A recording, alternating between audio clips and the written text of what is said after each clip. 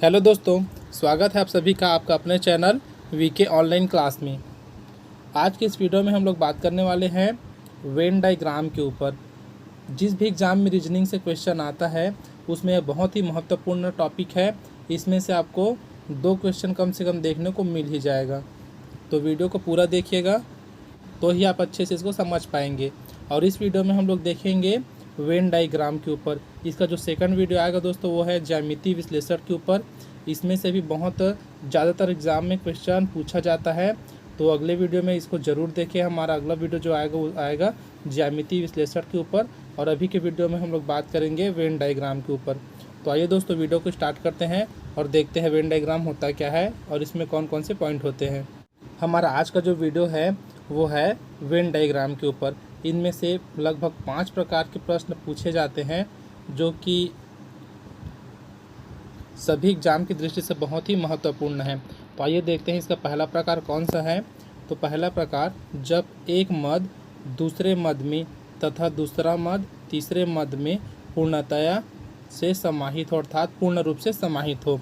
तो अगर हमें कभी भी ऐसा कथन दिया जाता है जिसमें का पहला कथन जो है दूसरे के अंदर, ठीक है, पहला दूसरे में और दूसरा जो है तीसरे में पूर्ण रूप से समाहित हो, तब उसका डायग्राम कैसे बनेगा आपकी स्क्रीन के ऊपर दिख रहा है। आइए दोस्तों पहले प्रकार को हम लोग एग्जाम्पल के जरिए समझते हैं। तो हमारे पास एग्जाम्पल है खिड़की, कमरा, घर। तो हमें ये 3 स्टेटमेंट दिए हैं, हमें बताना है तीनों के बीच में कौन सा रिलेशन होगा। तो सबसे पहले देखते हैं दोस्तों सबसे बड़ा कौन है इसमें। तो देखो यहाँ पर हमें मिल रहा है घर, ठीक है। घर क्या होता है, सबसे बड़ा होता है, और बाकी 2 चीज़ जो है एक दूसरे से रिलेटेड है। अर्थात घर है, घर में कमरा होता है, कमरे में क्या होता है, खिड़की होता है। तो इसको हम लोग लिख सकते हैं, सबसे बाहर में रहेगा वो क्या रहेगा, घर का रहेगा। फिर उसके बाद उसके अंदर क्या होता है, घर के अंदर कमरा होता है, तो ये हो गया कमरे का। और कमरे में क्या होते हैं, खिड़की। तो ये अंदर में सबसे अंदर क्या हो जाएगा, खिड़की। तो आपको जो दिख रहा है दोस्तों ये वाला डायग्राम, ये इसी के ऊपर है। अगर एक मद दूसरे मद में तथा दूसरे मद तीसरे मद में पूर्ण रूप से समाहित हो, तब हमारा ये वाला डायग्राम बनेगा। अब देखते हैं अगला इसका प्रकार। अगला है जब तीनों मद अलग अलग हो, अर्थात उनमें कोई संबंध ना हो। अगर हमें कोई ऐसा प्रश्न दिया जाता है जो एक दूसरे से किसी प्रकार से संबंधित नहीं है, तब ये हमारा दूसरा टाइप कहलाएगा। इसका एग्जाम्पल है शेर, घर तथा फूल के मध्य संबंध का निर्माण कीजिए। हमें बताना है कि इन तीनों के बीच में रिलेशन क्या है। तो दोस्तों शेर तो अलग प्रजाति है, घर भी एक अलग चीज़ है, और फूल क्या है, ये सब अलग है, मतलब इनमें कोई संबंध नहीं है। तो अगर हमें कभी भी ऐसा प्रश्न दिया जाता है जिसमें कोई संबंध ना हो, तो उसका डायग्राम इस प्रकार से बनेगा, वो सब अलग अलग रहेंगे। अब तीसरा देखते हैं इसका अगला प्रकार है जब एक मद दूसरे मद में पूर्णतया समाहित हो तथा तीसरा मद पूर्ण रूप से अलग हो। अर्थात हमें दिया है गया है जो हम लोग पहला देखे हैं वैसे ही रहेगा, लेकिन इसमें सिर्फ 2 कथन जो है वो एक साथ रहेगा, अर्थात एक के अंदर एक रहेगा, और बाकी जो तीसरा रहेगा वो पूर्ण रूप से अलग रहेगा। इसके लिए प्रश्न है तालाब, घर तथा कमरा के मध्य संबंध का निर्माण करें। तो दोस्तों हम लोग देख चुके हैं घर और कमरा वाला, सबसे बाहर में क्या रहता है, घर रहता है। घर के अंदर में क्या दिख रहा है दोस्तों, आपको कमरा दिख रहा है। अब उसके बाद अलग हमारे पास क्या दिया है, एक और चीज़ तालाब दिया है, ठीक है। तो घर और कमरा तालाब से तो किसी प्रकार से संबंधित नहीं है, तो हम लोग क्या किए हैं, तालाब के लिए एक अलग सा गोला बना दिए हैं। तो ये हुआ दोस्तों हमारा तीसरा प्रकार। वेन डायग्राम में दोस्तों सबसे ज़्यादा इम्पोर्टेंट है आपको प्रश्न को समझना। अगर आप लोग प्रश्न को समझ लेते हैं और उनके बीच में संबंध आपको पता चल जाता है कि कौन कहाँ पास आता है और कौन किसके अंदर आता है, तो आसानी से आप लोग इसमें पूरा में पूरा नंबर ला सकते हैं। तो हमारा जो चौथा टाइप है वो है जब 2 मद एक विशेष जाति में समाहित हो परंतु दोनों आपस में कोई संबंध ना हो, ठीक है। जैसे हमारे पास एक एग्जाम्पल उसके जरिए समझते हैं। दिया है खेल का मैदान, क्रिकेट तथा हॉकी के मध्य संबंध स्थापित कीजिए। तो देखिए दोस्तों मैदान में, ठीक है, जो सबसे बाहर का आपको आवरण दिख रहा होगा वो क्या है, मैदान के लिए है। तो मैदान के अंदर क्या खेला जाता है, क्रिकेट खेला जाता है और हॉकी खेला जाता है। लेकिन क्या क्रिकेट और हॉकी एक संबंधित है एक दूसरे से, तो जी नहीं, ये दोनों एक दूसरे से संबंधित नहीं है। लेकिन किसके अंदर आता है, ये दोनों खेल के मैदान के अंदर। क्यों, क्योंकि ये दोनों खेल के मैदान में ही खेला जाता है। क्रिकेट के लिए अलग मैदान रहता है, हॉकी के लिए अलग मैदान रहता है, लेकिन दोनों खेल का मैदान ही तो है। तो इस प्रकार अगर आपको आता है क्वेश्चन तो आप लोग इसको बनाइएगा। सबसे बड़ा गोला, उसके अंदर में दो अलग अलग। अब इन दोनों का कोई आपस में संबंध नहीं है।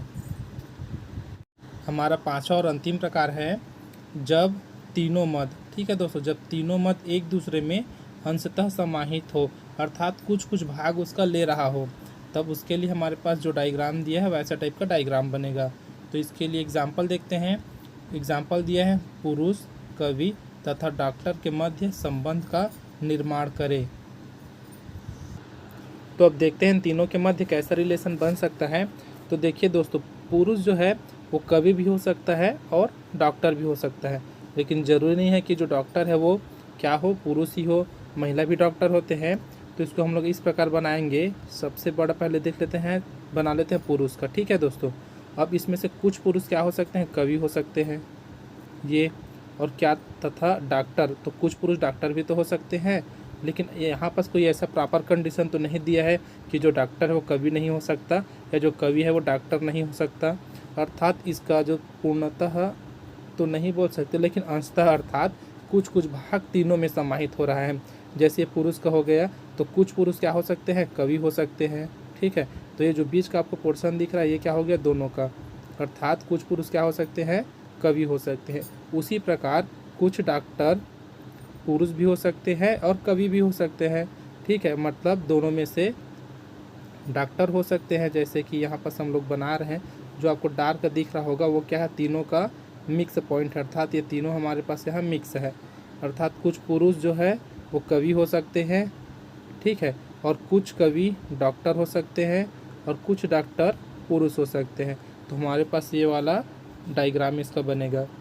अब देखते हैं दोस्तों कुछ उदाहरण, ताकि आपको और अच्छे से समझ में आ जाए। इन्हीं पांच प्रकारों में से, ठीक है दोस्तों, इन्हीं 5 प्रकारों में से ही क्वेश्चन पूछा जाता है वेन डायग्राम से। तो आप लोग इसको अच्छे से पढ़ना। अब देखते हैं दोस्तों, हमारा पहला प्रश्न दिया है, दी गई आकृतियों में से कौन सी आकृति, ठीक है, दी गई आकृतियों में से कौन सी आकृति फूल, कमल, चमेली को प्रदर्शित करती है। हमारे पास 4 ऑप्शन दिए हैं, option A, option B, option C और ऑप्शन डी। तो अभी जो हम लोग टाइप देखें दोस्तों, वहाँ से हमें ये मिल जाएगा कि एक इनमें से कौन सा सही होगा। तो सबसे पहले देखते हैं ये तीनों क्या है। एक दिया है फूल, दूसरा कमल, तीसरा चमेली। तो हम लोग जानते हैं कमल और चमेली क्या है, फूल है, अर्थात फूल के अंदर आएंगे।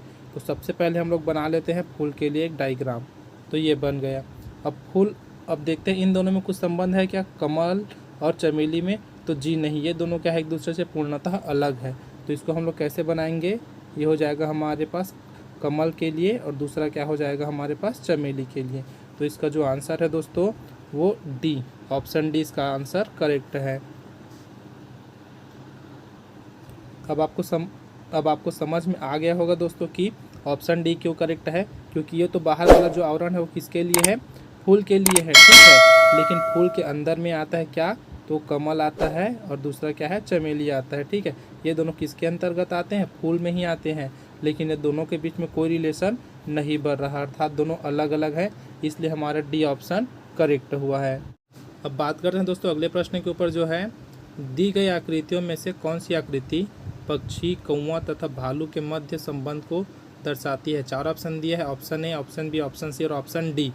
तो देखो दोस्तों, अब हम लोग क्या करेंगे, जो हमें दिया हुआ है यहाँ पर उस पे हम लोग देखेंगे कि कौन एक दूसरे से संबंधित है और कौन नहीं है। तो सबसे पहले यहाँ पर दिया है पक्षी, फिर कौवा। तो इन दोनों के बीच में हमें ये संबंध मिल रहा है कि जो कौवा है वो पक्षी है, ठीक है। कौवा क्या है, पक्षी है, अर्थात पक्षी इसका प्रजाति है। तो सबसे इसके बाहर में कौन सा आवरण बनेगा इसके लिए, तो ये पक्षी के लिए बनेगा, ठीक है दोस्तों। किसके लिए बना, ये पक्षी के लिए। अब इसके अंतर्गत क्या आता है, तो कौवा आ जाएगा। क्यों, क्योंकि पक्षी के अंदर आता है कौवा, अर्थात उसकी प्रजाति में। तो ये किसके लिए बना, अंदर वाला, ये बन गया हमारे पास कौवा के लिए। लेकिन हमारे पास एक और दिया है भालू। भालू तो जानवर है जो कि इससे एकदम अलग है, तो इसके लिए कौन सा डायग्राम बन जाएगा, इसके लिए अलग डायग्राम बनेगा। तो ये वाला जो कि अलग रहेगा इससे, अर्थात जो हमारे पास पक्षी और कौवा वाला है उससे ये अलग रहेगा। तो देखते हैं ऐसा डायग्राम कौन से ऑप्शन में है, तो ऑप्शन ए में, अर्थात हमारा ऑप्शन ए क्या हो जाएगा, सही हो जाएगा। अब बात करते हैं अगले प्रश्न के ऊपर, जो है दी गई आकृतियों में से कौन सी आकृति लड़की, बच्चे तथा लड़कों के मध्य संबंध को दर्शाती है। तो यहाँ भी 4 ऑप्शन दिया है, option A, option B, option C, option D. हमें बताना है इसके लिए कौन सा रिलेशन सही होगा। तो हम लोग जानते हैं दोस्तों, हम लोग जो टाइप्स पढ़े हैं कौन कौन से टाइप से आता है उसमें से ही है। तो यहाँ पर सबसे पहला हम लोग देखते हैं लड़की, बच्चे तथा लड़कों। ठीक है, तो सबसे पहले अगर हम लोग देखें तो लड़की जो है एक अलग जाति को दर्शा रहा है और लड़का जो है अलग जाति को दर्शा रहा है। लेकिन अगर हम बात करें दोस्तों बच्चे, ठीक है, तो बच्चे लड़की भी हो सकते हैं और लड़के भी हो सकते हैं। तो इसके लिए हमारे पास वेन डायग्राम कैसे बनेगा, सबसे पहले बनेगा ये हो गया पूरा बच्चों के लिए। ठीक है, जितने बच्चे उनके लिए। अब ये सिर्फ ये दर्शा रहा है कि ये बच्चों के लिए है, हमें अभी तो पता नहीं चला है कि और क्या क्या है। तो अब देखते हैं, यहाँ पास लड़की के लिए बना देते हैं एक। अब लड़की लड़का दोनों तो अलग होते हैं, तो इसके लिए भी एक और बना देते हैं। तो हमारे पास जो आकृति बनेगा कुछ इस प्रकार से बनेगा। अब देखते हैं कौन सा आकृति जो ऐसा लग रहा है हमें, तो ऑप्शन बी। तो हमारे पास जो ऑप्शन बी है वो हमारा करेक्ट हो जाएगा, अर्थात हमारा सही आंसर क्या हो जाएगा, ऑप्शन बी। अब बात करते हैं अगले प्रश्न की ओर, जो है दी गई आकृति में कौन सी आकृति महिला, माँ तथा वकील के मध्य संबंध को दर्शाती है। ऑप्शन 4 दिया है यहाँ पर, option A, option B, option C, option D. बताना है चारों में से कौन सा सही है।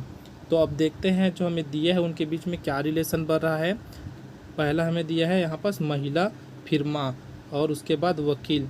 तो हम लोग यहाँ पास एक रिलेशन पाते हैं दोस्तों, जो महिला है वो क्या है, माँ भी हो सकती है और माँ होगी ही।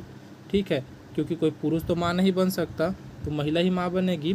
तो यहाँ पास क्या है, महिला के अंदर क्या आ जाएगा, माँ। तो जो सबसे बाहर का आवरण बना है वो कौन सा है हमारे पास यहाँ, महिला के लिए। ठीक है दोस्तों, फिर उसके बाद जो उसके अंदर आया वो कौन सा है, माँ के लिए है, माँ के लिए। अब देखते हैं वकील। तो वकील इसमें क्या है, लड़का भी हो सकता है और लड़की भी हो सकती है, महिला भी हो सकती है। तो हम लोग यहाँ पास इसको ऐसे बना सकते हैं कि जो वकील है वो महिला भी हो सकती है या माँ भी वकील हो सकती है। तो इसके लिए कौन सा बन जाएगा, जो अंशतः। ठीक है, अंशतः वाला जो हमारे पास टाइप था वहाँ से हम लोग इसको ले सकते हैं। तो हमारे पास ये रिलेशन बन जाएगा दोस्तों। इसको अच्छे से बना लेते हैं थोड़ा, ये वाला। अर्थात यहाँ पर हमें पता चल रहा है कि वो क्या है, माँ भी है और यहाँ से पता चल रहा है कि वो क्या है, महिला भी है। अब इधर ज़रूरी नहीं है, अगर यहाँ पर प्रॉपर दिया रहता कि महिला वकील है करके, तब हम लोग इसके अंदर में इसको लिख सकते थे। लेकिन हमें यहाँ पास सिर्फ वकील दिया है, तो वकील तो लड़के भी होते हैं। ठीक है, तो इसलिए हमारे पास ये वाला रिलेशन बनेगा। तो इस ये वाला रिलेशन कौन से ऑप्शन में है, ऑप्शन बी में है। तो हमारा ऑप्शन बी करेक्ट हो जाएगा। अब बात करते हैं अगले प्रश्न में, जो है दी गई आकृतियों में कौन सी आकृति पिता, अविवाहित तथा कृषक के मध्य संबंध को दर्शाती है। अब हमें दिया है दोस्तों, पिता दिया है, अविवाहित दिया है तथा कृषक दिया है।